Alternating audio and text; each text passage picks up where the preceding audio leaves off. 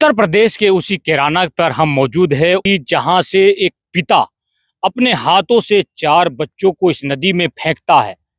और किन कारणों से वो फेंकता है, एक पत्नी जो बेवफाई कर कर 3 दफा उसके पास से चली गई हो, भाग गई हो, इस दर्द की वजह से वो अपने बच्चों को भी अपने हाथों से इस नदी से में इस पुल से नीचे फेंक देता है।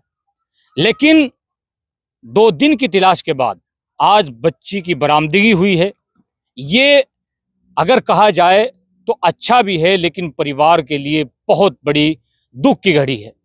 अब सवाल उन महिलाओं से हैं और सवाल सरकार से हैं। क्या महिला को इतनी आज़ादी देना कि वो मर्दों के खिलाफ अगर झूठा षड्यंत्र रचकर थाना कचहरी में खड़ी हो जाए तो क्या शासन प्रशासन उसके पीछे लगने में कसर नहीं छोड़ता? अब सवाल यह है, क्या उस महिलाओं को जेल की सलाखों के पीछे होना चाहिए या नहीं होना चाहिए?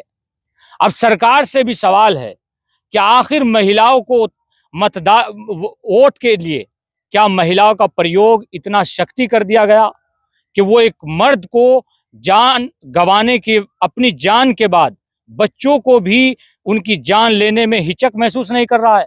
एक पिता शायद सोचेगा, जरा दिल पर हाथ रख के सोचेगा, क्या पिता इतना बड़ा कदम उठाएगा कि अपने हाथों से अपने 4 बच्चों को इस नदी में फेंक दे? क्या इतना बड़ा कदम उठा सकता है? इसके वजह क्या रही, इसके कारण क्या रहे? आखिर उसको मजबूर तो किया गया होगा।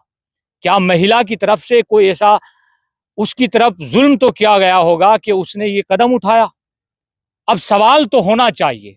सवाल इसलिए होना चाहिए कि सरकार जो कहती है कि बेटी बचाओ बेटी पढ़ाओ का नारा देती है, लेकिन उसके दायरे में कितने बड़े अत्याचार मर्दों पर हो रहे हैं। महिला की शक्ति इतना ज्यादा कर दी गई कि आज मर्द लोग, जेंट्स लोग डरते हैं कि कहीं पति के से अगर हम कोई शब्द बोले तो थाना कचहरी खड़ी ना हो जाए जाकर।